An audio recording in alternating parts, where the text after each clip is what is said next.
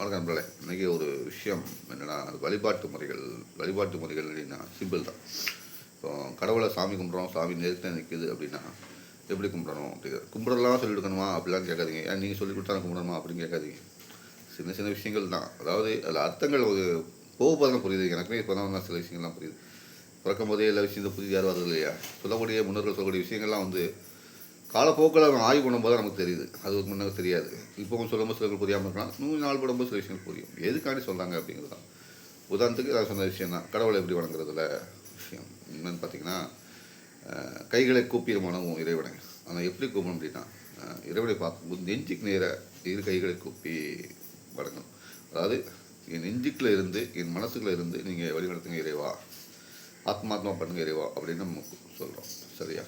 2வது முறை அப்படின்னா, தலைக்கு மேலே கைகளை கூப்பி, அதாவது கோபுர தரிசனம் மாதிரி 2 கைகளையும் கூப்பி தலைக்கு மேலே வச்சுக்கிட்டு இறைவா அழகு காட்டு. அதாவது அதுக்கு என்ன அர்த்தம்னா, எல்லாமே நீ தான், உன்னை தவிர வேறு யாருமே எனக்கு கிடையாது, நீங்கள் தான் வழிகாட்டணும், நீங்கள் தான் எனக்கு அப்படிங்கும் போது இறைவனை இதுக்கு மேலே நீ பார்த்துக்க, என்னுடைய ஆசைகள் நான் எல்லாத்தையுமே சொல்ல முடியாது, நீயே புரிஞ்சுக்கிட்டு எது தேவையோ அது பண்ணு கொடு அப்படிங்கிற மாதிரி மனசில் வச்சுக்கிட்டு கைகளை கூப்பி இறைவனை சரணடைகிறதுக்கு தான் இரு கைகளையும் கூப்பி அந்த அபிஷேகத்தை காட்சியில் வாங்கும்போது ஓம் நம சிவாய, ஓம் முருகா அப்படின்னு கோஷமிட்டு அது பண்ணக்கூடிய விஷயமா இருக்கும். ஏன்னா பக்தி கோஷம் வழங்கும் போது 2 கைகளும் மேலே தப்பையிடும், கோபுர தரிசனம் மாதிரி இருக்கும்.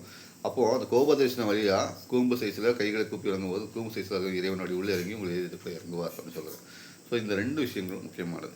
சார் 3வது ஒன்று சொன்னீங்களான்னு கேட்டிங்கன்னா, அந்த 3வது தரிசனம் என்னென்னா, முகத்துக்கு நேராக, அதாவது மூக்குக்கும் வாய்க்கும் இடையே இரு கைகளை கூப்பி மூக்கு கண் வாய்க்கடையில் அந்த கைகளை கூப்பி நேராக வணங்குறது. இது யாரை வணங்கும் அப்படின்னா, கடவுளை வணங்கக்கூடாது.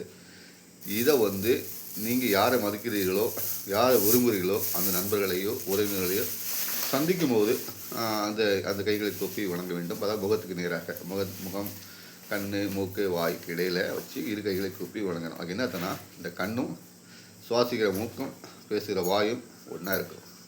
நீங்கள் நல்லா இருக்கணும், நான் நல்லா இருக்கணும், நம்ம நட்பு நீடிக்கணும் அப்படிங்கிறது முகத்துக்கு நேராக பேசுறதுக்காண்டி இரு கைகளை கூப்பி வணங்குறாங்க. இதுதான் விஷயங்க. சரியா? நான் உங்கள் தென்காசிக்காரன்.